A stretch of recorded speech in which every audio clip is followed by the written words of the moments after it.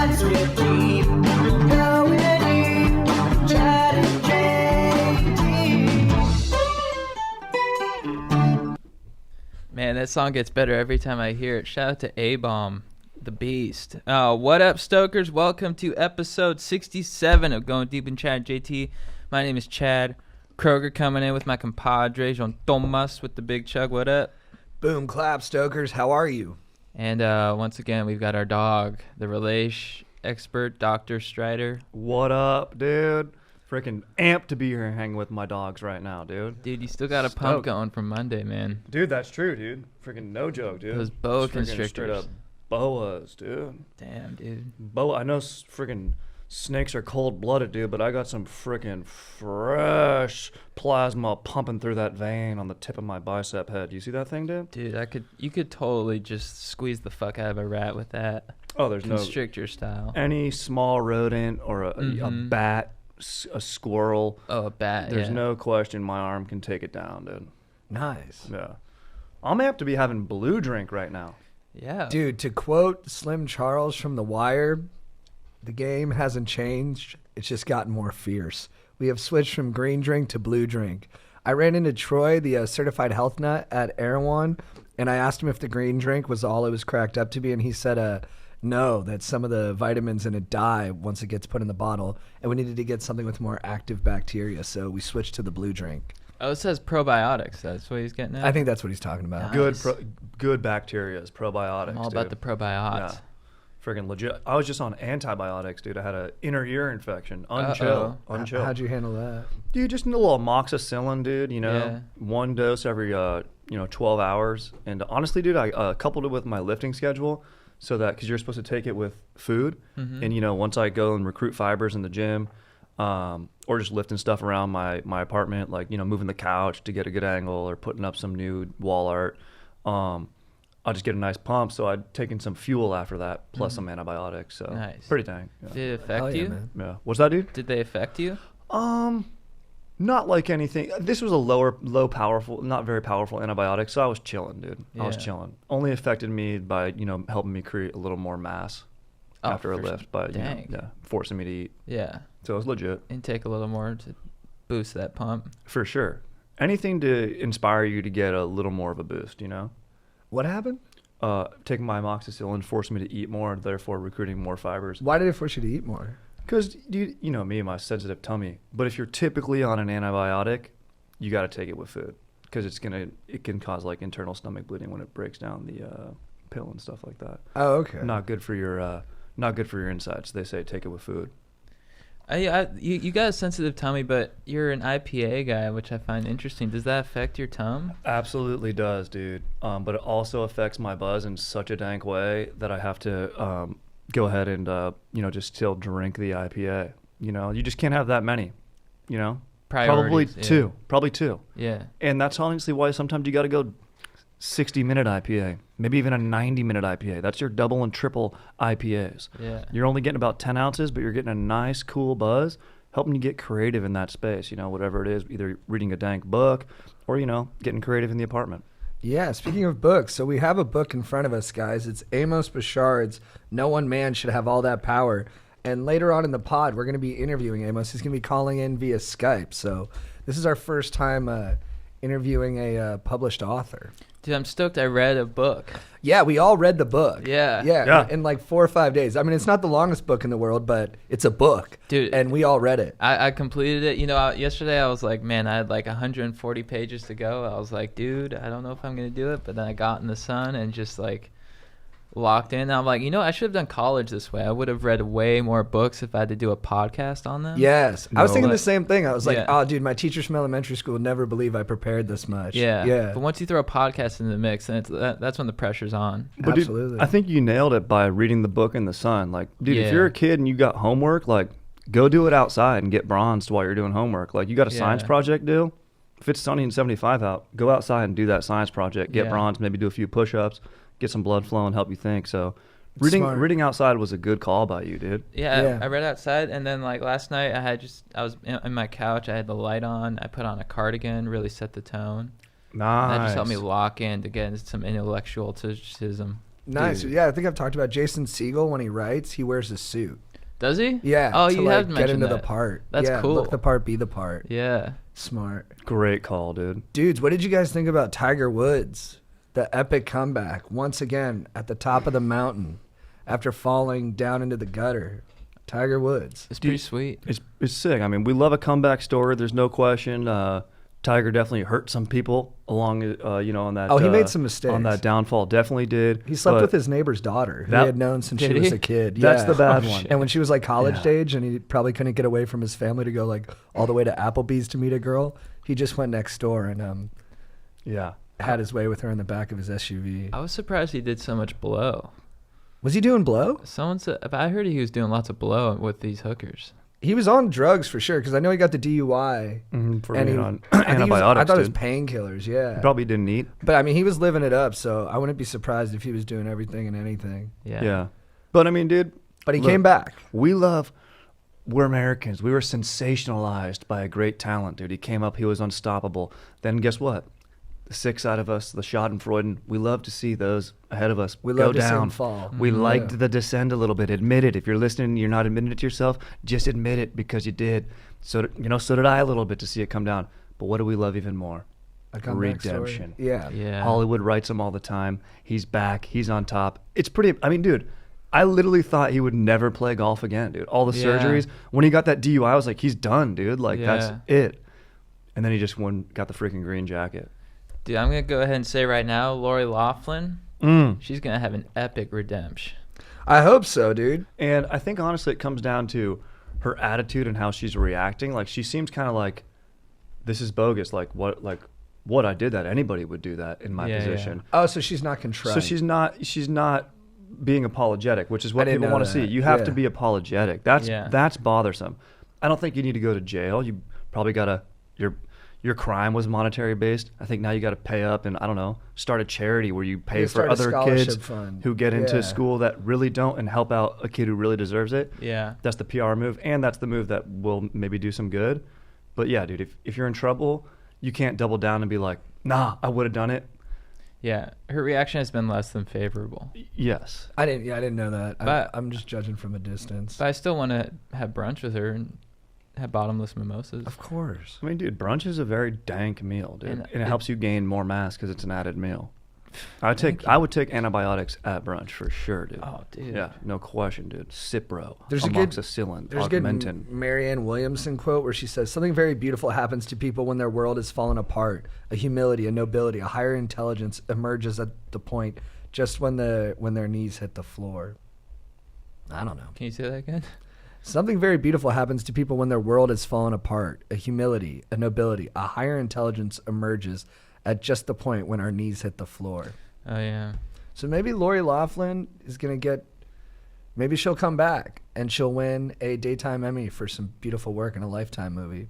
100%. Or an Emmy for And beautiful work in a Lifetime movie. In today's society, everything's so accessible. I mean, by the time it takes that quote to, reach fruition or whatever, like to have that moment of enlightenment, you probably have to go through some denial, of that. And we're just seeing all the phases of Lori's. Yeah, the Kubler-Ross stages of grief. Yeah, like we're Yeah. seeing all of that right now, and it's like, and then we're mad at the one stage, but it's like, well, give it some time. It's got to Yeah. get to the next Yeah. stage. Anyone's gonna battle. Wait You till know? she becomes a Buddhist. That'd be tight. Yeah, I like it when someone's like defending a family member who like committed a crime and everyone's like, this asshole won't even admit that their like dad's a piece of shit. I'm like, what's their dad, dude? Like, I'd really think the guy was a punk if he went on TV, like, and his dad went down for, like, insider trading. He's like, my dad's a fucking bitch. He deserves to go to jail. Everybody's right. I'd be like, what? No. Stand up for your criminal father. That's kind of like in the book with Kushner, kind of getting back at Chris Christie. Yeah. Because Chris Christie put his dad in jail. Yeah. And he's like, he got his revenge in kind of like a slick way. That's like George Bush. You know, Saddam Yeah. Hussein tried to kill his dad. Yeah. So he came back and fucking killed Saddam Hussein. It's just when you're that powerful, you can't do that stuff because you're using a lot of other people's bodies to get the work done. Yeah. Dude, what about Notre Dame? The beautiful cathedral in France caught fire. It's a bummer. It's gnarly, dude. Dude, too gnarly.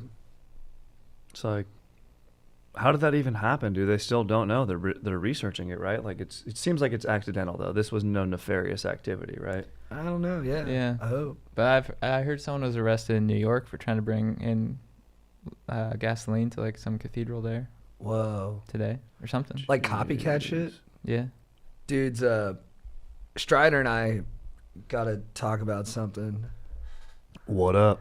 Dude, when your Khaleesi was out of town, I came over to watch The Highwaymen at your place on Netflix. It was after all of us went to the Dodger game. Yep. And then Strider was like, dude, spend the night here. Khaleesi's gone. I live half a mile from him. Mm-hmm. I wasn't drunk. I wasn't stoned. Mm-hmm. And he's like, just stay here. And I'm like, come on, nah, I'm just going to go home. But then after like 20 minutes, I'm like, yeah, I'll stay here. I'll stay on the couch. He's like, dude, I got the king-size bed. You come in there, we won't even feel each other. I was like, nah, dude, that's weird. I was like, I'm just going to stay on the couch. 30 minutes go by. I'm like, I am kind of lonely. So me and Strides just slept in the same bed. Did you tell Khaleesi? Slept like a baby, bro. Did you? Slept so nice. Did you tell your Khaleesi? Oh yeah. Oh yeah. What'd she say? She was like, "That's cool." Was she weirded out at all? Probably a little bit. I was a little weirded out. Yeah, but you know what? You gotta weird yourself out a little bit sometimes. Absolutely. You Good gotta call, test dude. it, dude. Good call. And dude, but it felt right, and I think she respected how it felt. She's like, all right.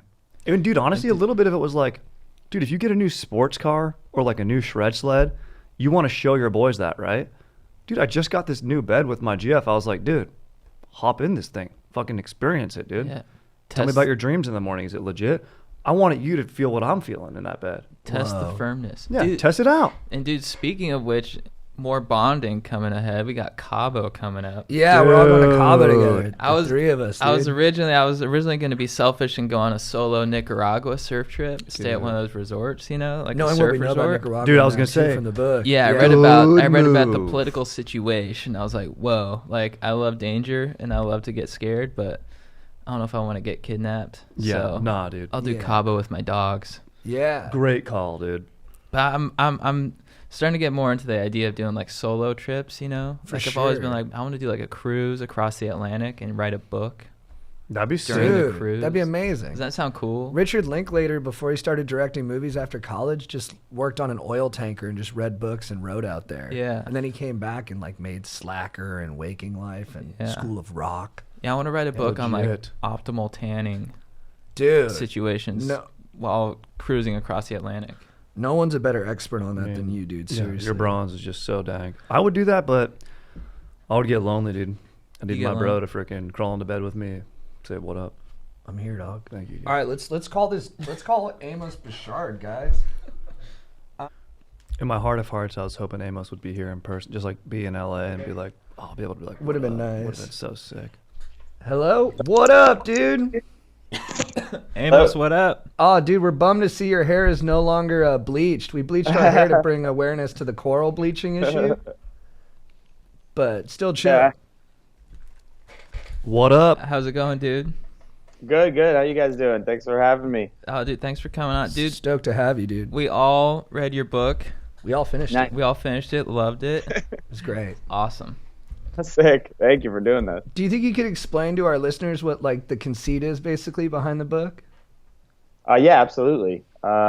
Basically, I kind of use the real life story of Grigory Rasputin, who was this infamous advisor, kind of best friend, spiritual advisor figure to the Svengali. last Tsar and Tsarina of the Russian Empire, and he was mythologized like during his time and after his death as being this like incredibly influential figure, a shadowy behind the scenes operator, and he became kind of this archetype, a stand-in for all shadowy behind the scenes operators like ever since.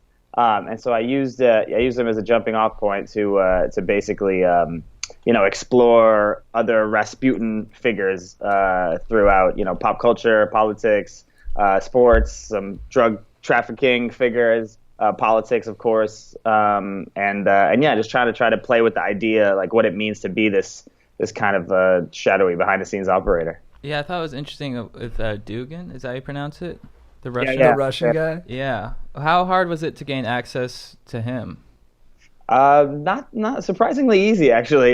He wasn't as tough as some of these other people. I think he's just one of those people who loves to talk. He's not officially affiliated with the Kremlin, so he's a professor and kind of this self-proclaimed philosopher. So, What's up? Oh yeah. So where should we look? Sorry, man. Hold on one second. Okay. They want to see the money Oh, makers, okay. dude. Look at these money makers right here. So sorry. Continue. am I good? Yep, you're Yeah, good. All set. Okay, cool. The screen looks all right. Beautiful. Yep. All right, nice. Wait, so like, how hard was it not to laugh when he compares himself to a Merlin? Oh, that was gold. No, it was at the time I was just kind of enthralled, You I were in think a later spell. on when basically I asked him if I compare him. He is said to have influence over Putin, so I was asking him about that, and he's explaining it, and I get to the point where I ask him if he's actually similar to Rasputin.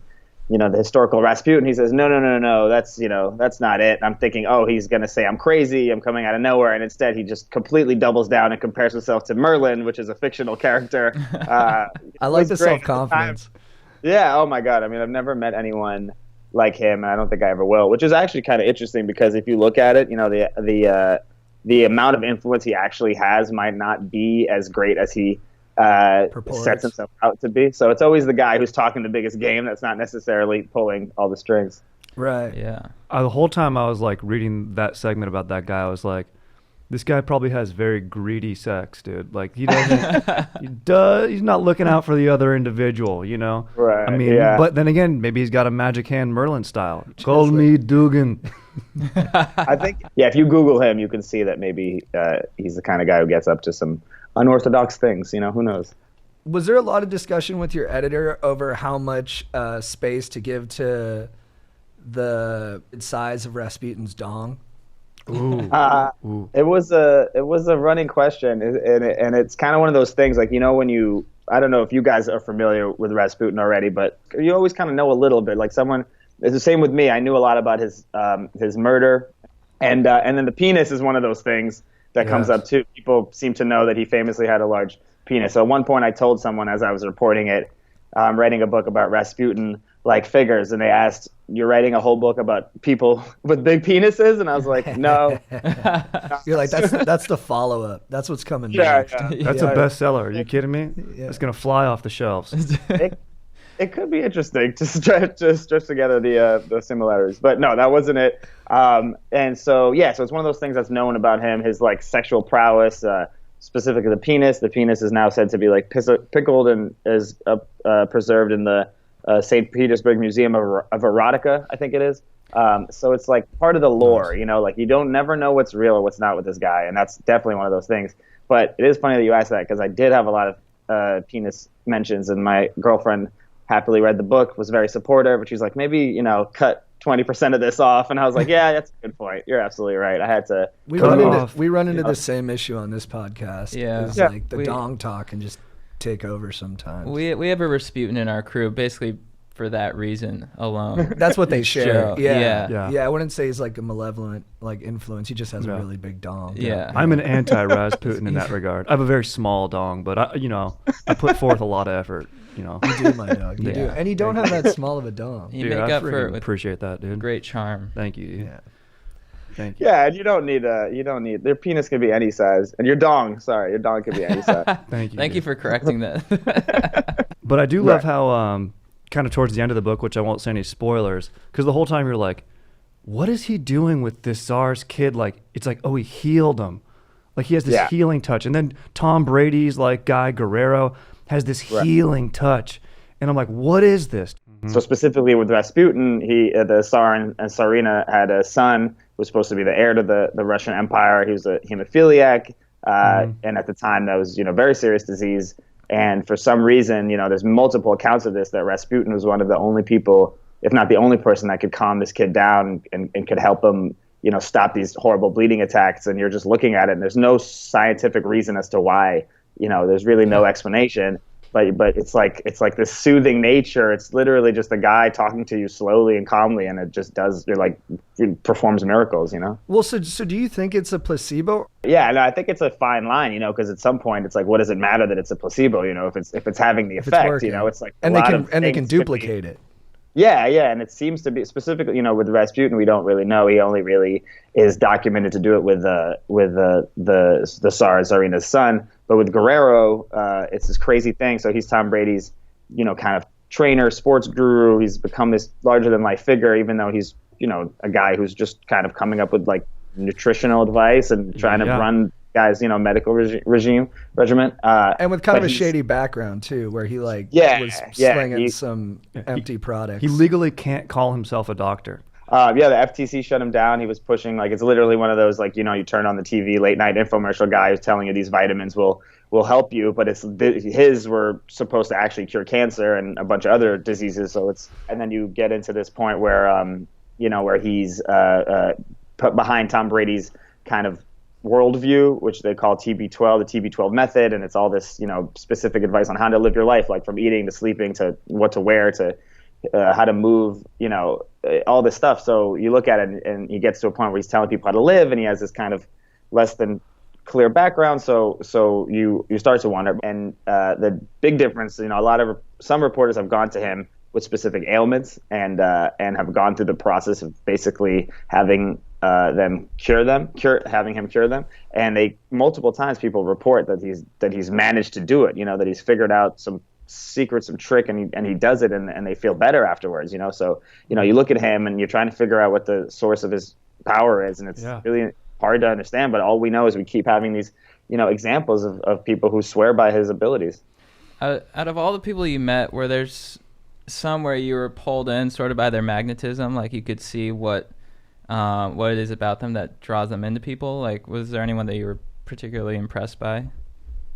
You know, it's definitely like a kind of a fine line between like charisma or anti-charisma or whatever it is. You know, It's not necessarily someone you'd want to like go on a road trip with, but you're in that room and you are enthralled, you know. And I think Dugan was definitely an example of that. You know, he was just kind of like, to me, I felt like giving me this performance, and it just was like flowing forward like naturally, like he could have just talked forever. And you know, it's like you don't want to fall for it or anything like that. You don't want to go to a second location with him necessarily, you know. Right. But as long as you know what you're doing and staying in that room and making sure that he doesn't have one over on you, you know, I think it's was my hope to kind of just to see that performance, to see a person who claims to have these great abilities and to hear him kind of sell himself like that. So I think Dugan for sure, and then Scooter Braun on the more positive side, because to me, I think, you know, I call him the anti-Rasputin in the book, and I see him as this example of someone who's positioned in this place where he has influence over these people, but, you know, is using it to create, you know, success, money,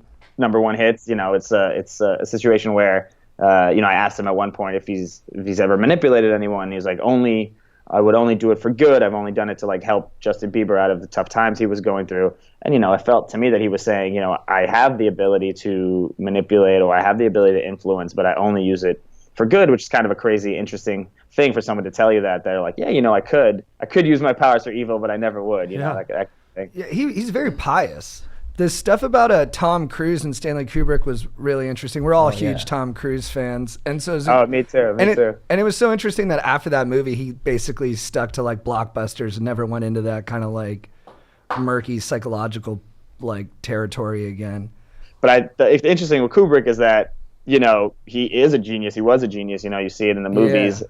But working with him, it wasn't one of those things. I mean, by most people's accounts, he was very mercurial, very kind of confusing, you know, hard to understand on set. And he was not the kind of person to give you these really, really specific directions. He wanted you to provide what he wanted, but he would kind of like try to nurture you towards it in these very strange ways, which would kind of drive you insane, you know. But the whole time you're thinking, I'm working with Stanley Kubrick, I'll do whatever he does. And Tom Cruise, you know, literally that's, you know, kind of more or less the quotes that he gave about the whole situation, that we were ready to like bend the knee to this guy completely, you know, and they did that. And, you know, it's like height of his powers, still at the height of his powers.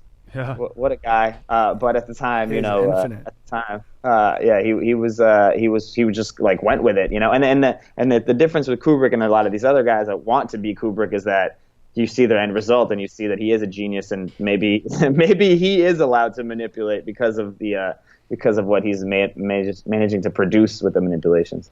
With a lot of the directors, I know it was cool. It felt like they all knew how to sort of treat life as this giant game of chess. Right. Like the actors are their pawns or whatever, and they just were really talented at sort of moving those figures in life. Getting what they needed out of people. Yeah, it was cool. How old were you when you first saw Eyes Wide Shut? I was in, I think I saw it when it came out, so like maybe a year after. I was like 13 or 14. Dude, and, I was super young too. Yeah. Don't you think like those like indie movies that have like weird sexual like I don't know content? I think they really fucked up my brain about what sex was going to be when I was an adult. Because I'd see Eyes Wide Shut and I was like, it felt very honest to me and very real. Even though it's like, now you watch it, you're like, this is insane. But when I was like 13, I was like, nobody's talking about this. This must be what the truth is. And so I think all those movies made me think sex was like a way darker thing than it like turned out to be. Especially when he's got that music behind it. Yeah, dude. Oh, you can't get out of your head. Yeah, I mean, like, I love that movie, and it's like you know, not considered top tier Kubrick. I mean, a lot of people have kind of gone back and revisited it, and now particularly, you know, it's the 1999 era. Everyone's kind of going back and checking out all these movies again. So I feel like it's kind of gotten a second life, third life, and all that. But at the time, you know, it was kind of considered a bit of a flop, a bit of a misfire. But you know, like for me, like I saw 2001 after I saw Eyes Wide Shut, and I'm like, Eyes Wide Shut is way better. You know, like I can't defend that argument. Obviously, 2001 changed movies forever, but for me, like Eyes Wide Shut was the one. You know, and that's you know, that's all I care about. It's also like I don't know if you had the same experience, but I was still literally like flipping channels, you know, on my parents' cable set. And it's just like you're like 20 minutes of this weird fucking thing, and then 20 minutes of this other thing, and everything's just kind of like mushing in your head together. And yeah, I mean, I think nothing has affected me more than the pop culture I watched when I was a teenager. Absolutely not. And you keep wanting there to be like a normal sex scene in Eyes Wide Shut, you know? No, for sure. I mean, I think that movie, now that I think about it and I more and more I look back at it, and it's kind of like trying to get inside your head, and like maybe you find this to be true like as you became an adult and had adult relationships, more like emotionally, not sexually, but that movie manages to kind of get in your head and reflect what it feels like on the inside when you're completely twisted by something, by a relationship with another adult person. Yeah, good call. Nice call. Maybe Dugan was in that like cult sex party. I could see that in one of those sure. robes. Remove your blouse. Remove. Definitely. Take off your cloak. He definitely, like, if you got him to explain the weird parties he's been to, I'm sure a lot of them were lame. Like, he thought, like, you'd be a bunch of people showing up to get naked. Only 8 people came, but, you know, on the same. The password is Merlin. Dugan, I'm organizing sex party. Yeah. He's in the Merlin clothes. He's like, he wants to DJ. He keeps hogging. He plays the iPod. No. He's like, Play Bieber. This sex party comes from God. Wait, so maybe can we talk about you a little bit, Amos? Like your background and stuff? Sure. Yeah, absolutely. How did you get into writing? Well, I mean, I think it kind of goes back to what we're talking about, just watching a lot of movies on TV. On my parents' my parents had paid for the good cable. I don't know why, but My I'm glad they parents did. too, dude. It was huge, so valuable. Because it's like an education unto itself. Like there's so much information in there. I guess now the equivalent is like parents who don't put the parental control on YouTube or whatever, right? Like, because you don't need cable. You just got to get the Netflix and a few other things, and you're good. But yeah, at the time, people who don't remember, but like you just literally be sitting there flipping through the channels. So, anyways, we also moved to the U.S. when I was 10. From where? From Israel. Cool. And you know, it was like American pop culture is like obviously big enough to where it goes all over the world, so I was aware of it, you know. Like for example, like I had a Bulls hat, but I didn't really know what basketball was, you know. Like it just wasn't on TV that much. It was on TV. This is gonna make it sound like Israel's some third world country or something. That's not the case. It was on TV. I just like, you know what I mean. It's not the same. The time zone's different. Yeah, you're not watching prime time b-ball. Yeah. So I can't. Once we moved to the U.S., I just wanted to like consume as much pop culture as possible. And I like fell in love with it, like movies, music, everything. And I feel like that led me to, you know, wanting to write about it and to have my opinions, like share my opinions in that way. And you know, from there it was like kind of the thing I was obsessed with doing. So by the time I graduated, I was interning. I interned at New York Magazine in New York, obviously. And so then, you're trying to start pitching ideas, and all of a sudden, I felt like all my ideas were about rap music. Apparently, like that was the thing that I had fell in love with the most, like 90s rap music. So I did that for many years. It was really fun. And from there, I kind of realized I just wanted to branch out more and more and to go back to like the original, like broad outlook on life that I'd had, and I think that's kind of what the book is like my attempt to like write about as many things as possible, like in a coherent manner, like have this through line, but to be able to like hit pop culture and history and politics and crime and, anything that seems interesting, just kind of like bounce between it. So I've always been like super into like a little bit about a lot of things, and writing like lets you do that, and reporting lets you do that in a way that I haven't found anything else lets you do, just to ask someone if you can spend an hour or two with them, and they say yes, like, I mean, you guys, obviously you interview people, so you know what I'm talking about. It's like if you ask the guy to go get a coffee, they'd be like, why? But if you sit there and go, tell me your story and I'll write about it, and they're so happy to share like intimate details of their lives, and it's fascinating. Right. That's cool. I love that in the book, how like each chapter you kind of step into a different realm through the lens of Rasputinism, but like you go to Mexico, then you go to Tom Brady's trainer, then you're in Russia, then you're in like 2 White House presidencies. So I love that. I love the 5 mile wide with like 7 or 8 feet deep of stuff. It's great. I mean, even deeper than that if you think about it, like the Rasputinism. I freaking love thinking about it at a deep level. Oh, sorry, go ahead. No, dude, I freaking love thinking about it as a deep level of just your title of like, no one man should have all that power, but we're fascinated by Rasputin because he has all that power, and maybe we want all that power. Yeah, I'm curious about that too. Yeah, like do you think, like, are you motivated by power too as like a writer? Like, do you want to like, or like, does that even go into your head, or does that make sense? You mean like power over the like interview? Like the interview subject or something like that? Or I guess just influence. You know what I mean? Is that like one of your main motivations? Like you want to like... I don't know. I don't think so. Obviously there's certain people who, are columnists and have amazing opinions that they feel like they need to share with the world. I've never like necessarily felt like, people needed to hear, my like this is the way the world should work, like according to me, but I do like to think that if you're trying to tell someone's story, that there's some value in it, like you think someone could learn something from it that would hopefully make the reader think about things differently in a clearer way, in a better way, like maybe would cause them to make some difference in their life and change something about their lives, or just telling people stories that haven't been told, and then just something like trying to uncover this like weird power dynamic that I do think exists in all these fields. It's just fascinating. It's just like, it's more curiosity. Yeah. It's like a way of understanding like the world, like a way of understanding the world around us, a way of understanding like each other, like our connections to each other, Love it. What do you think's a more desirable position, being the Rasputin or the front man? At this point, after obsessing over all these figures for so long, I'm heavy on the Rasputins. I think it's more interesting. It's just their stories end up being weirder. And the real Rasputin himself, I've totally come out on the other side, loving him. Like I'm on board. Yeah, I mean, I think the history has like done him wrong. He actually was probably a much more benevolent figure than we understand. So like based off that, then you jump to all these other figures. And it's just kind of, it's just fascinating. Like it keeps coming up, and, people keep sending them to me. Like someone sent me, they're like, this is Martha Stewart's Rasputin. Like, Slobodan Milosevic's wife died a few days ago, and the Times obituary was all about how she was probably the one who like led us into the Balkans conflict. I was like, whoa, this is crazy. I never heard about this. Like there's all these people that are always there, and like they're kind of hinted at, they're kind of talked about. It's kind of like, a lot of times it feels like almost like an open secret or something. Like people in that orbit know all about it, but no one ever explicates what it actually is. Like how actually all this happened. So yeah, for me, I don't know how you guys feel, but for me, it's the Rasputins all the way. Yeah.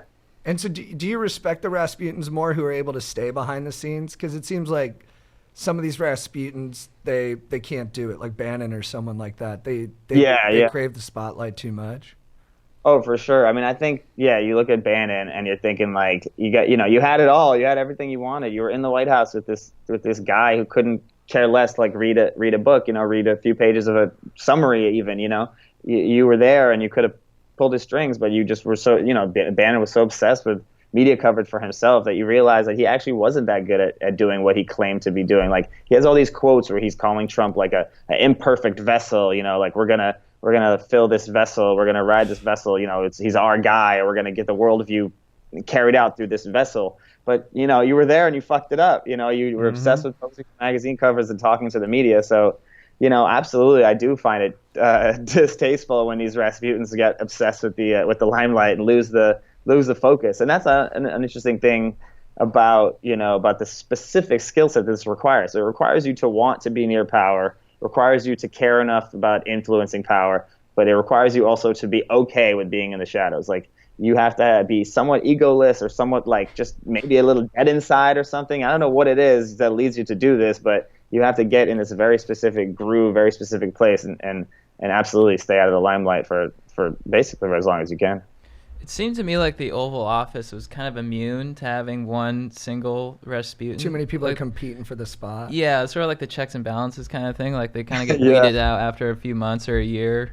Or something like that. God. One guy got involved with like a prostitute or something. Like, all right, he's out. People didn't last very long with that position. Who was that with the prostitutes again? Clinton's guy, right? Clinton's guy, yeah. Right. Dick Morris, right. That was the craziest. Yeah, Dick Morris was like Bill Clinton's kind of whisperer, and he had the craziest run ever because one week he was on the cover of Time, and they literally photoshopped him on Clinton's shoulder, saying, the man who has Bill Clinton's ear. The next week, he had been caught in a sex worker scandal. The next week, it was him apologizing for it, also on the cover of Time. So it was like the highs and the lows, all covered on the. Dude, these guys agree to be on the cover of Time. Like I remember when Bannon was on the cover of Time, and I was like, "Oh, Trump's not gonna like that," because it was like the Dark Whisper or something like that. And I was almost like, "Is Time doing that?" What was it? The Great Manipulator. Right, and I was like, "Is Time doing that to almost drive a wedge between the two of them, or was that something that like?" Was Bannon aware that they were running that story and cover? I'm sure he didn't know the cover. I'm pretty sure he sat for an interview because he usually does. But it is interesting to think because there is that book Devil's Bargain, which is all about Bannon and Trump, and that drove Trump crazy too. So yeah, you do think about. I'm sure the guys reporting it are very aware that they're sitting there watching Bannon like self-implode in front of their eyes, Right. Fuck, man, the more he's not going to like this, like, why can't you see this coming? Which is really interesting because now, like you guys were saying, like it's the White House seems to have this like constant churn of would-be Rasputins, and the current one for Trump is Stephen Miller, a hardline immigration aide, and he's like obsessed with closing the border, trying to close the border, trying to cut even refugee allowance into the country to like historically low levels, and he's been able to do it specifically by sticking to this playbook. Like he goes on TV when Trump asks him to, but otherwise he's just in the background, not taking credit for anything. But I am curious now to see what happens because it does seem like he's getting more and more credit. So this is my prediction. Like if we see Stephen Miller go down, it'll be this moment in time where he kind of got too big for his britches, got too much attention. No, I was wondering about. I thought Dick Cheney would have been more of a highlighted a little bit more, but it seemed like he kind of. His sort of the tale about him is sort of exaggerated, and he didn't have as much influence. He only had influence for like that one term. Is that? No, he absolutely. Yeah, I mean, he definitely is like Hall of Fame Rasputin. I felt a little bit, that he had been covered. I wanted to go and hit some other people. If he had sat down with me for an interview, I would have happily included it. If he still wants to talk, if he's listening to this, I'm sure he's listening. Yeah, he writes in every week. He's a stoker. Yeah, he's a stoker. He's like, dude, I'm planning a rager. He likes to get tan and work out. Email us about his problems with ladies. My wife's been kind of a schmoll. Yeah. My wife's been down lately. What should I do? Dude, I accidentally shot this guy. How do I amend that? People really think I'm a dick. There's been beef for like 6 years over that. Dude, my dad was a Rasputin of my Little League baseball career, dude. Freaking fizzled out on that, dude. Lean in, take a pitch, get on base. Nah, dude. I just want to go get chicken fingers. Dude, my dad was a Rasputin in my brother's swim career. Yeah. For sure. Dads, a lot of dads are Yeah, I think my Rasputins, dad dude. Rasputin, my sex life. Yeah. I'd be hanging out with a chick, and my dad would be like, "She's too hot for you." I was like, I don't know if that's Rasputin. What's your angle, dude? Yeah, I was like, "What is your problem, dude?" I was like to my brother, I was like, why'd you keep the Speedo on so long? He's like, I don't know. Yeah. I don't know. It's wild, dude. So They were successful, respective Rasputin dads. Like they created greatness in your brother. Thank you. And Oh, us, for sure. yeah, and the pod, for sure. True. Yeah, True. thank you, Legend. yeah. Legend. So, you, My brother was swam in more of a- college. He was It's more of good. a question, but I'm glad that it's being answered so emphatically. yeah, I just There was took it no as an other answer. affirmation. Yeah. And And so now are you with one place, or do you like just come up with an idea and then you try to find the right place to pitch that idea to? yeah, I'm a freelance writer. So I'm basically like, I have my contacts at various places. You know, I write for some of the same places repeatedly. You know, I definitely have like connections with editors. But yeah, that's kind of like the most fun part about being freelance is, you come up with an idea, you figure out where it would make the most sense, and you like go target that place, and it feels really great when they say yes. It can sting when they say no, but when they say yes, it feels great. So that's basically where I'm at. I finished the book, pushing it now to have a nice chat with you guys, and just pitching. That's awesome. Sounds Yeah. like a fun life. That's Yeah. sick, Do you ever get like, so you'll have to like pitch to a place, maybe they shut down your idea, but then you got to come back to them with the next idea and just like stay chipper about it, I guess. Like, Oh my God, yeah, that's like. I mean, I think like I naturally. One of my you gotta figure out if this is the right thing for you, and one of the things that suggests to me that is the right thing is that I am able to shake it off, but like for 30 seconds I will be intensely angry, and the key is just to not send the email right then and there. You just gotta take a walk, clear your mind, complain, send some angry text like this fucking place. hey, New Yorker mag, you fucking blew it again. Dude. I'm so fucking mad at you, dude. Yeah, you should see. Yeah. Oh my God. Yeah. And people say things and when they're rejecting your pitch that you think don't make sense. But you gotta it's just a practical situation. You gotta figure out am I gonna convince them, or it's time to cut loss and move on to the other place. And you just hit them with the, oh my God, thanks for reading. Be back to you soon. Yep. But it truly is the best way to go about it, because they are just rejecting that pitch in that particular time. And I've been in house on staff at various magazines. I know how it goes. At every given time, it's not necessarily about the idea. It's about how the idea fits into your place, and if at the time, if it can make it happen, if they can afford it. All these things. So you can't take it personally. I mean, if anyone's aspiring to write and listening to this, that would be my biggest advice is don't take it personally. Keep going. I've had pitches get rejected. I don't know what my all-time record is, but I swear I think I've had a pitch rejected 7 or 8 times and then end up somewhere.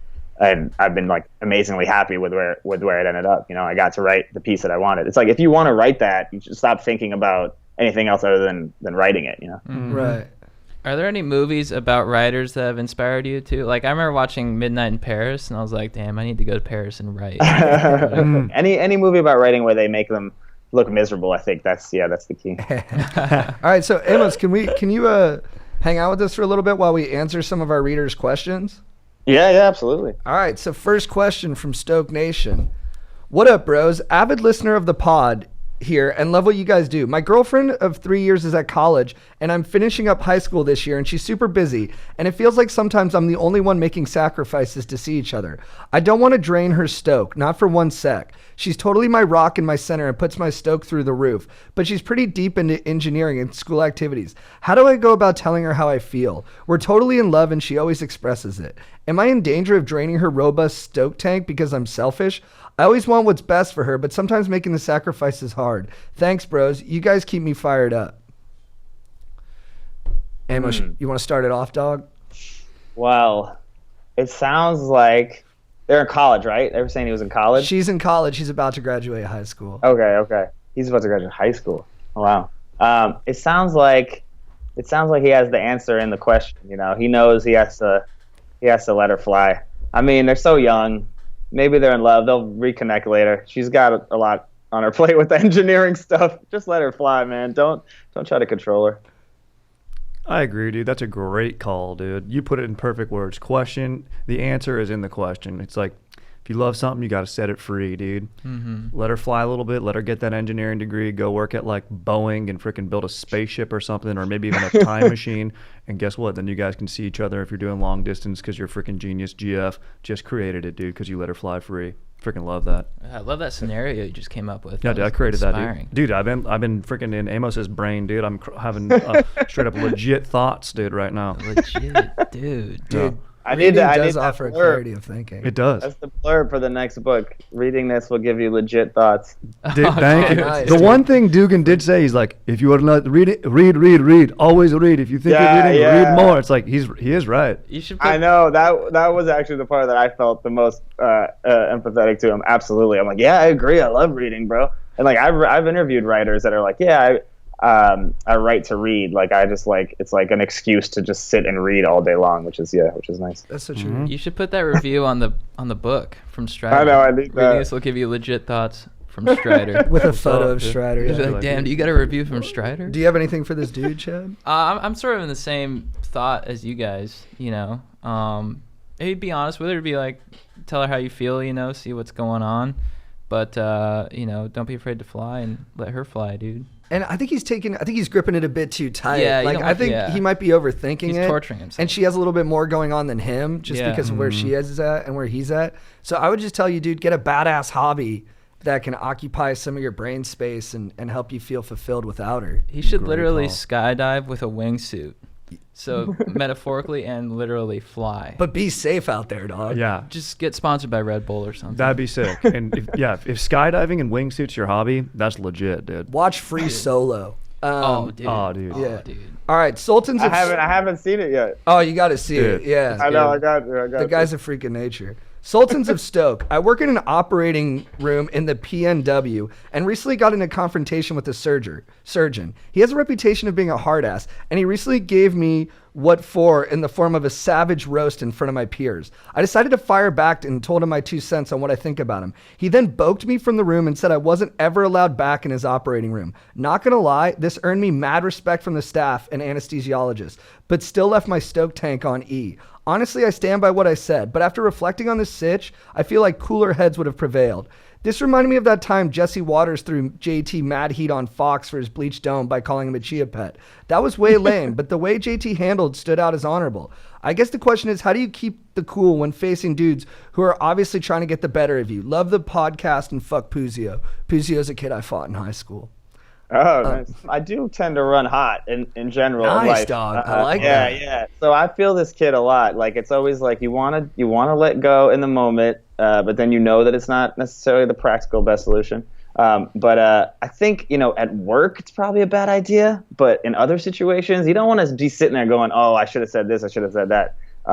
Because this ties into the story. I live in London now. I moved to London 4 months ago. I got into a fight with a guy at pickup soccer.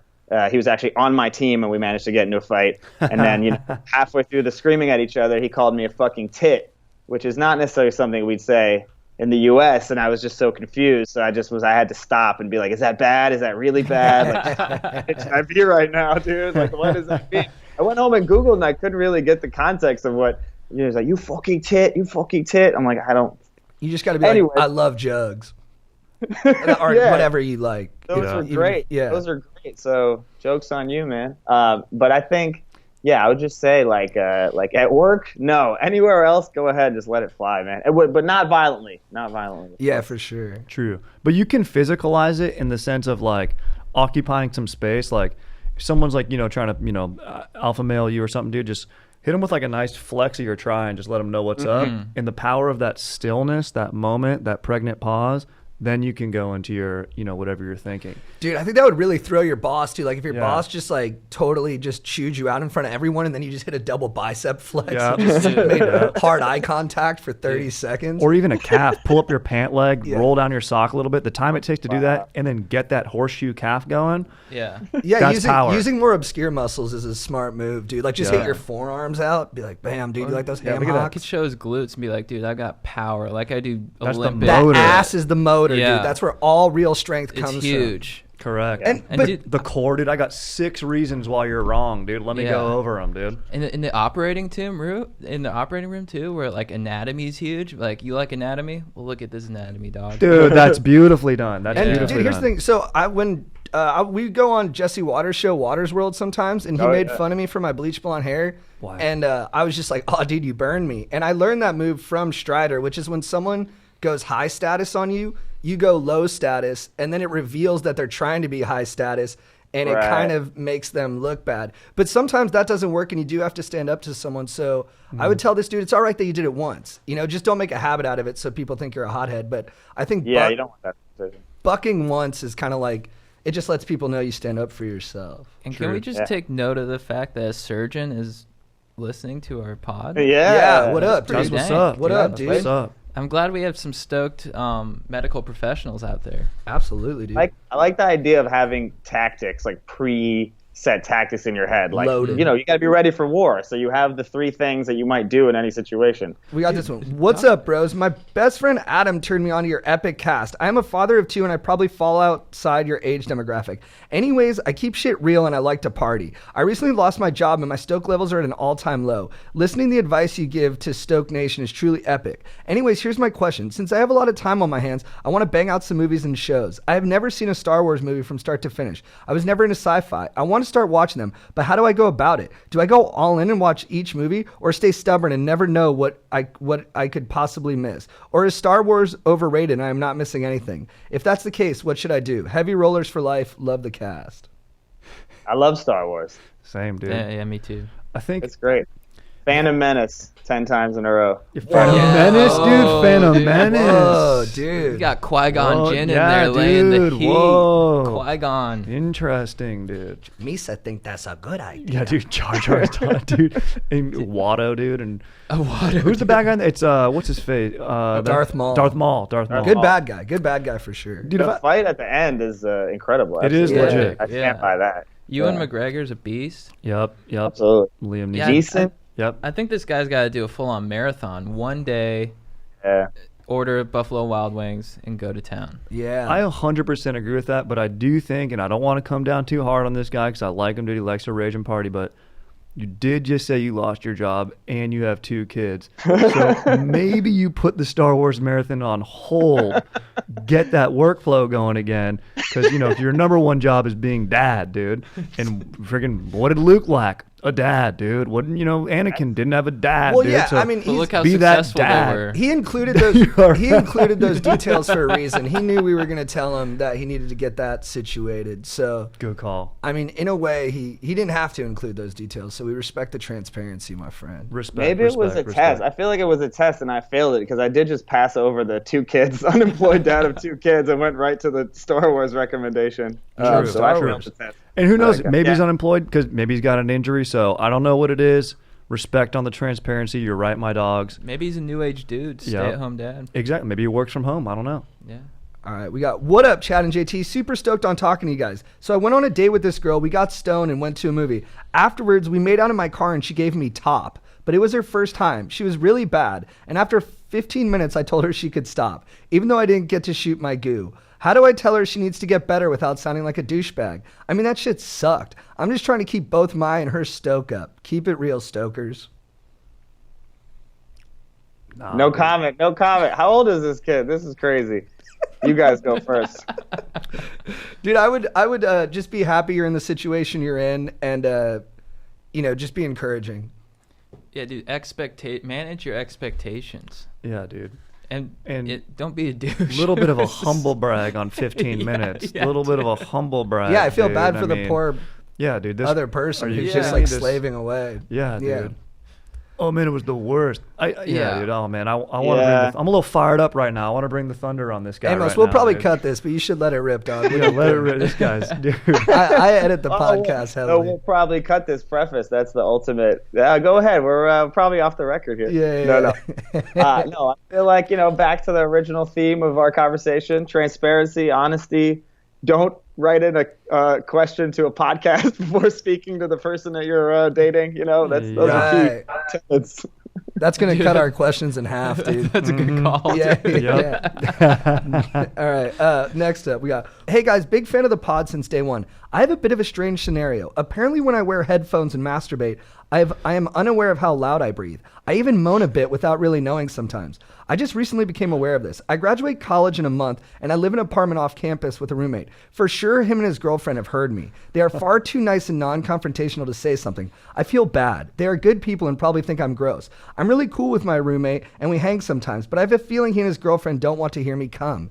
In the past, I've had very open-minded and free-spirited roommates. We would fuck and masturbate with each other in the room, only with the lights off. I used to even have a roommate whose girlfriend would ask me if I wanted to jack it to them. She loved having an audience. My current roommate and his girlfriend are really cool people, but they probably think I'm gross. She's over all the time. I think rooming with other sexual deviants really made me less aware of things like this. I've been on a dry spell for a while because my senior classes are really tough, so I ended up masturbating every night. I learned how dangerous porn can be from this pod. I have porn problems, so I now only watch it sometimes. When I do, it's tasteful, artsy stuff that's targeted at a female audience and couples instead of soulless jackhammer fucking, so it won't fuck up my head and my mental concept of sex so much. Shout out Reddit chick flicks. Anyways, I know that my porn habits are under control, but now I feel really uncomfortable around my roommate. Nothing seems off when we chill, but I'm worried that his girlfriend thinks I'm a disgusting creep. She's a bit more shy, and this might be why she's uncomfortable around me sometimes. I feel really guilty. Any idea of what I can do to fix this? I move out in 3 weeks, but still this feels wrong. I'd appreciate your wisdom. I consider you two some of the wisest philosophers of our time. Keep up the work. Happy. Oh, sorry. Go ahead. No, it's just, it was gratuitous. What were you going to say? Oh no, that was so much information. That was very engaging. I just want to say that guy's email was really. I mean, I think he should keep going to write the whole story of his senior year. That was nice. That was great. Yeah. Just a tip of the hat. Really engaging. A lot of information packed in there in the form of that question. The left turn into the how he had roomed with all those sexual deviants before. Did not see that coming at all. Yeah. Fascinating stuff. Good story. And to be a deviant on that level, but with his level of self-awareness, is a pretty potent package. So while he should have shame over his habits, I think to have a published author like yourself kind of validate his perspective is super powerful, man. So thank you, Amos. Yeah. And I'm sure listening to you guys has led him to become this open and to be able to share this information. So back at you guys. Loving the stoke I'm hearing being spread around here. So vulnerability is key. But he needs to be more quiet when he's nutting. Maybe not use headphones and put it on mute. Yeah. So he's a little more. But dude, you want to experience he's in his the audio, environment, though, not dude. isolated from his environment. Yeah. But then you inhibit yourself when you're drilling yourself. You want to be in the moment, and the audio's. It's a visual and audio experience. But dude, I mean, the power of using your noggin, use that imagination, really lock into that. And the power of limiting your pleasure out of self-control kind of unlocks new pleasures that you wouldn't otherwise have if you were just like only serving that spillage. But I do understand with Bose headphones, it's probably got to make it pretty sweet. Yeah, you hear like the bass. No audio, just subtitles. Yeah. Oh, get artsy about it. Maybe black and white. Maybe Compromise. Spanish subtitles. El Diablo instead of fuck. That's what they write for the subtitles in Spanish instead of fuck. They write El Diablo. Maybe he should own who he is and start wearing like a kimono and stuff and just be like, Yeah, like on the Craigslist ad, be like, beware. Yeah. Yes. I'm clean, I'm nice, and I come like a freaking... like a freight train. Yeah, like a freight Great roommate, but I will jack off, and it's going to be loud. Yeah. All right, what up, Stokers? I have a situation that I need some advice on. So I've been trying to hook up with this girl, but this girl dad zoned me. It's basically the friend zone, but worse. However, then my boy Stoney, he burned super hard, went and hooked up with her. However, Stoney couldn't get hard, so he didn't actually bone. So I have 2 questions. Can I make fun of Stoney? Should I be mad at my boy Stoney? Ooh. Yeah, you can make fun of him, sure. In a productive, positive manner. Let's talk. Let's laugh at Stoney and also talk about what's going on. What's going on in Stoney's head, Mm-hmm. Yeah, I think this is kind of an ideal situation for both where you can be like, dude, that's what you get. Yeah. Because you have bad karma, the gods of sexuality struck down your dong, and that's what you get, dog. So it's not really coming from a place of malice. It's more just like explaining to him your feelings in a broader context.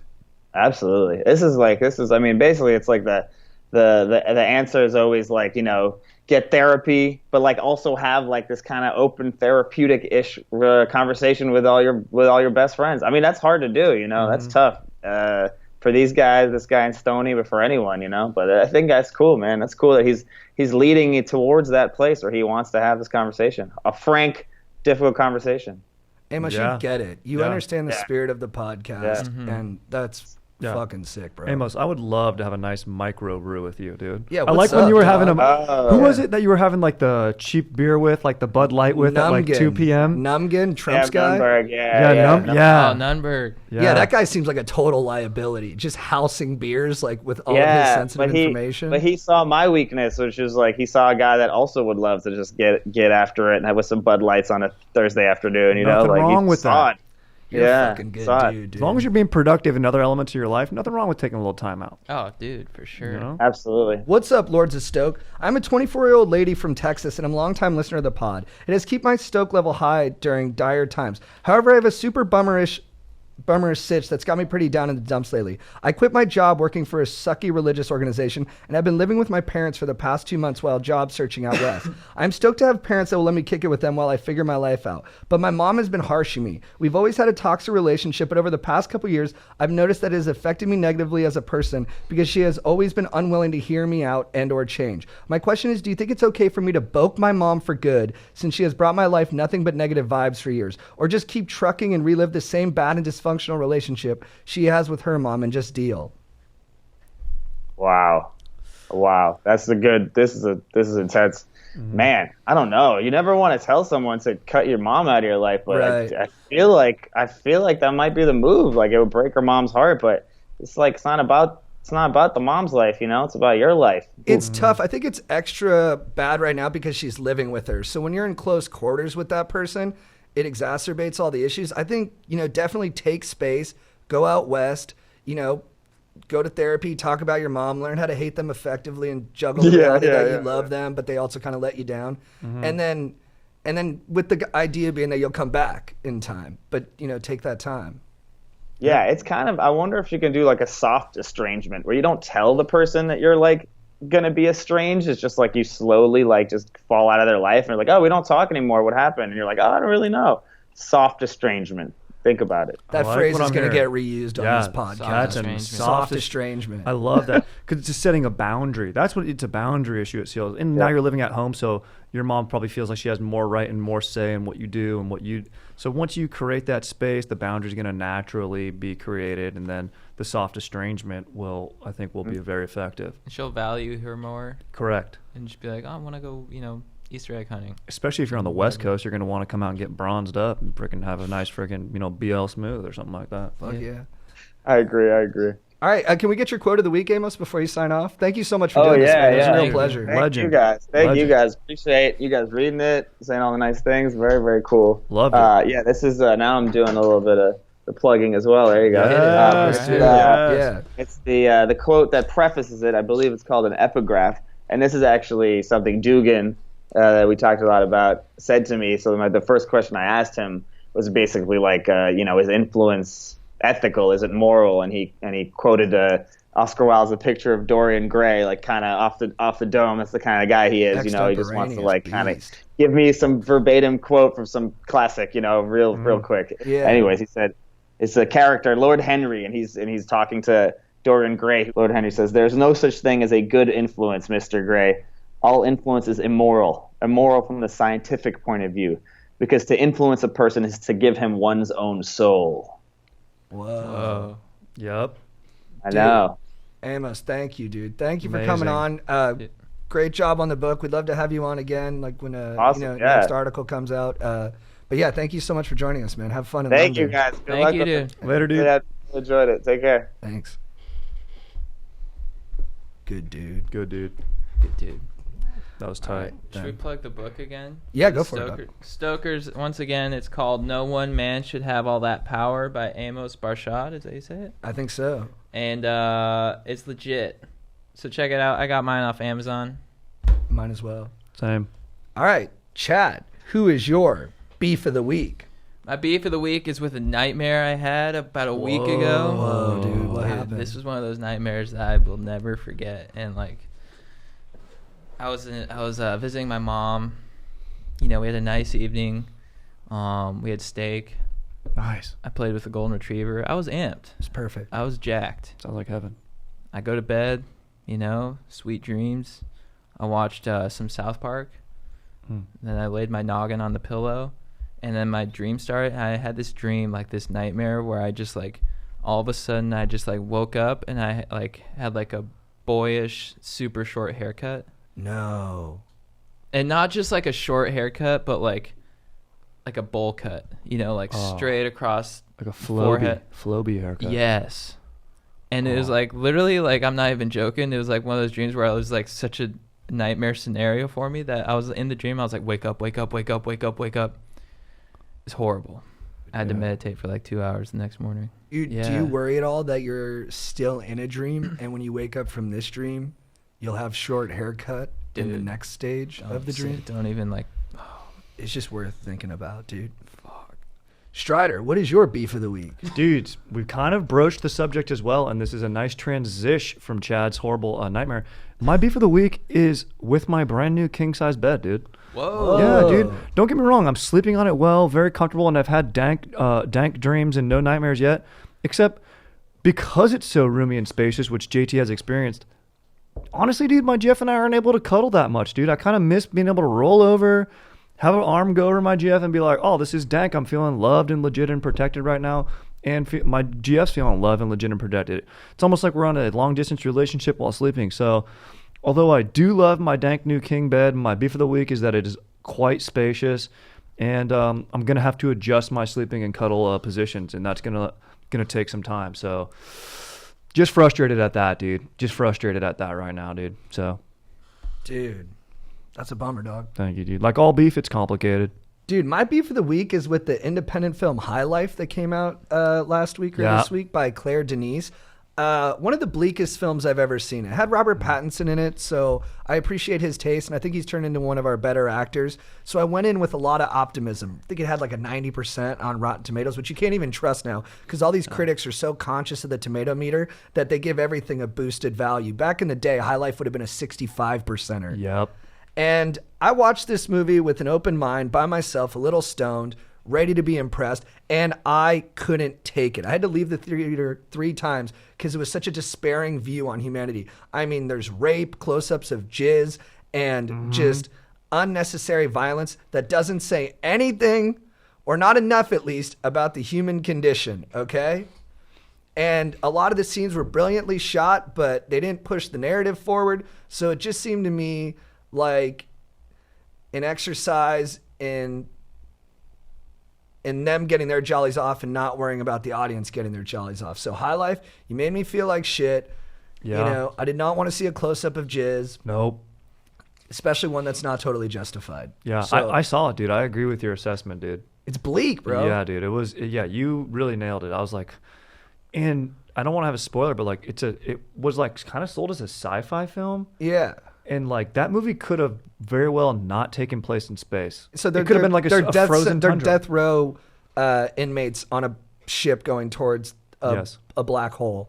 And, which is kind of like a cool conceit, but like it didn't take advantage of any of that. It kind of wasted everything just on these brutal scenes that are, effective and well made. But you're like, what's the point of watching this? Dude, why do I need to see some, just like the worst versions of humanity? It's Andre 3000's in it, who's like this amazing, versatile dude. He's so talented. And he does nothing, It dude. wastes him. Yeah, that's what Reggie said too. Dude, yeah, that's I'm ripping it from my dog Reggie, dude. Reggie, MLA format, you dude. That's exactly right.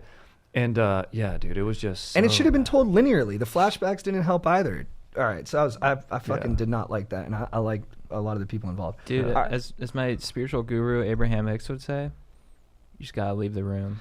Dude, if there's any negative, you're gotta leave the room because then you won't manifest what you want. And dude, I think you're right. Like, you don't like sad movies sometimes, and I think it's because you're too sensitive. I'm like, too sensitive. It'll fuck you up. I'm very sensitive. Yeah. I don't like. I've never understood it. They'll fuck me up for days. Very empathetic. Yeah, I don't like it. I like bright colors and butts. Every guy in the theater was alone, myself included. It was 40 schlubby dudes. Yep. Makes sense. And all the people who pretended to like it on Rotten Tomatoes, you should be ashamed of yourself. You're all phony critics who just buy into pretentious art house bullshit. Dude, and like literally it's like a So student what's film. up, dog? There's a scene. Sorry. I don't even mind spoiling it that much. There's all this there's 40 minutes of movie. Then they cut to a train scene exposition, which seemed like the studio was like, no one knows what the fuck's going on in this movie, dude. Have like a authority figure explain it to the audience right now. And you're like, that was like a student film move, in my opinion. Clunky on like the highest, filmmaking. yeah. Dude, yeah. Rotten Tomatoes has officially become rotten. Chad, who is your babe of the week?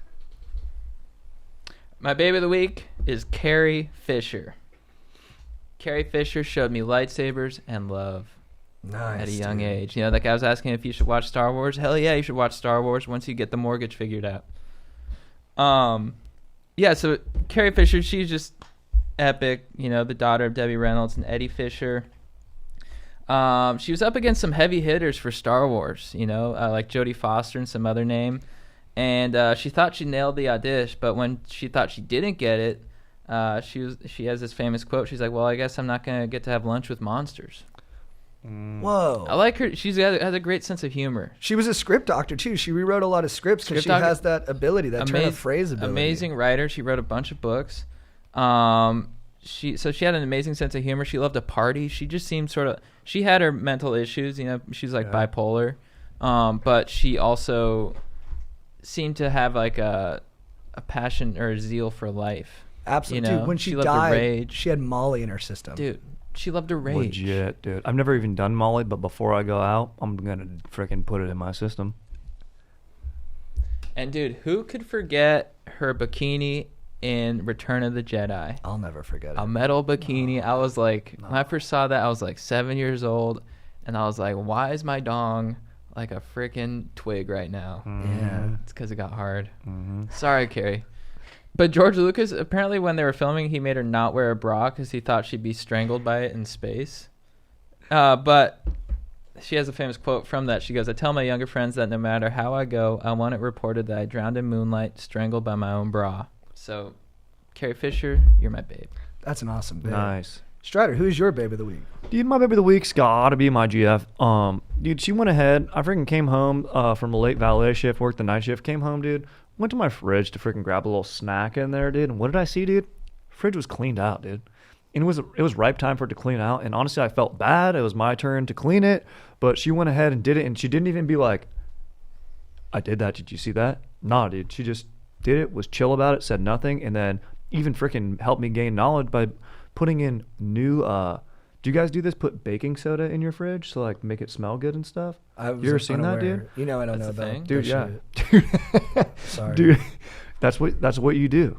You just put it in there and it like Really? helps sense and stuff. Like there's I don't know, there's some like stuff in there. So Dang. just my GF for being a freaking just straight up freaking so dank for cleaning out the fridge like that and keeping our apartment where it needs to be, and I enjoyed my snack, and so just want to say thank you.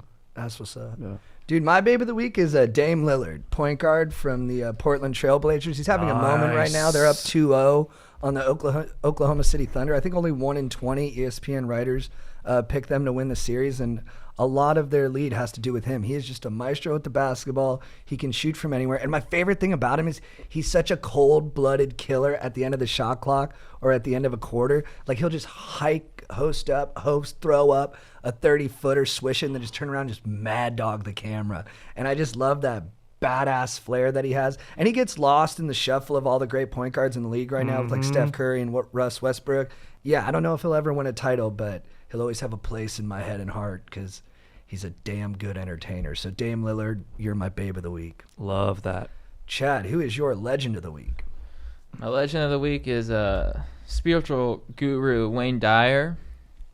Wayne Dyer, check out his YouTube videos if you ever want to like feel better.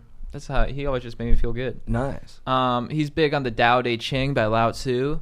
This ancient book on basically the Tao is like sort of like yin and yang balance. You know, you should live a life of balance. You know, don't go to extremes. You know, stay on. You know, and the more you give, the more you get, kind of stuff. And you're just always in balance. So you know, it's just living in that middle. You know, without ego, without expectation. So he always talks about that, and he's just like a very calming presence. He lived in Maui. He's now deceased, unfortunately, R.I.P. Rest in peace. But he lived in Maui and was a beast and just loved like the ocean and waves. So there's some things he like his principles. He's like, you got to live without ego, let life unfold itself to you. When you change the way you look at things, the things you look at change. Decide you live in a friendly universe, not a hostile one, from Einstein. He always talks about that. He's like a scientist who's saying that, so like the best scientist. There are no justified resentments. What you think is what you become. I've been big on mental discipline as of late, so I think that's legit, like try and be cognizant of your thoughts and try and work on that, train your brain, and be open to everything and attached to nothing, and don't die with music still in you. Oh, I love that. I like that. That's a good one. Get those notes out. So, what up, Wayne Dyer? Music in you. Guys, Stokers, check him out. He's got some good stuff to say, and he's Oprah certified. Dang. Strider, who is your legend of the week? My legend of the week is the wall art in my GF&I's apartment, because just above our couch area, dude, and this was a little addition before you slept over, that wasn't there when you slept over, actually. We just put it up the other day, and I'm loving this wall art, dude. It's a risky item for us, dude. Usually we have a lot of vintage, a lot of wood going on. This is a statement piece. It's some mirrors that go right above the couch, right when you walk in. And I love this wall art, and it is my legend of the week because I freaking straight up get to see my GF in the reflection of those mirrors, dude. And that makes me freaking amped and stoked, dude, because that is the best, most beautiful decorative piece that could ever be in the apartment, dude. The reflection of my dank GF. Also, and I don't want to sound a little braggadocious here, but the reflection of my dank boa constrictors when I'm lifting stuff at home by myself, dude. So that fires me up. My wall art, the reflection of my GF in that dank wall art. Nice, dude. Thank you, dude. My legend of the week is my dear friend Tom Hall. Ooh, dude. Grew up with this guy. He is a interesting combination of traits. He's super smart, good athlete, very eccentric, hot dude, but not that into being hot, more into like sci-fi and the Lord of the Rings. So you're like looking at this like Brad Pitt from Legends of the Fall, Tristan type of dude, but he just wants to like go into nature and like listen to the soundtrack from How to Train Your Dragon, you know? Exactly. Harvard graduate, now a doctor in Fresno. He's had so many great quotes throughout our friendship together that have really inspired me. Like one time on New Year's, we weren't hooking up with chicks, and I was like, oh man, so I guess I'm just doing this with you right here, just like gonna hang out with you for the countdown. And then he goes, I don't know any of these people, and frankly, I don't care to know them. I'd rather spend this time with you, my best friend. And I was like, whoa, way to reorient this shit. Let's go, dude. That's what's up. And then one time I was talking to him about love, and I was like, dude, maybe our ideas about love are juvenile. Maybe you don't want a love that like makes you feel dizzy and crazy. Maybe you just want something that grounds you. He goes, I don't want a love that grounds me. I want a love that sets me on fire. Ooh. He's a man of passion. He said if he saw aliens, the one piece of art he would give to them to describe humanity is the herring. And that's a cool piece of a dad and son fishing together in the ocean. And if you look at it, I think you'll quickly know what he's talking about. The herring net, rather. I'm sorry. And then the last thing I want to say about him, well, two more things. I'm sorry. One time we were playing in a volleyball tournament in his neighborhood, and there was the main court, and then there was the side court, and the side court had hotter sand. And I was supposed to be on the main court, and Tom thinks he's better at volleyball than me, so he goes, dude, come on. You know everybody wants you on the side court. They want to see the big dogs on the main court. And I was like, you motherfucker. So he lives there, so he fixes the situation so he's on the main court. Hilarious. How does the big dog play? He cramps up and has to leave the game 12 points in. Even though his mom had been giving him these like Nutter Butter sandwiches she makes with bananas packed with potassium. Yeah, he still quit. All right, way to go, big dog. But the last thing he said was, I made fun of Leonardo. I didn't make fun of. I said I didn't like Leonardo DiCaprio when he plays badasses. I prefer when he plays a dandy.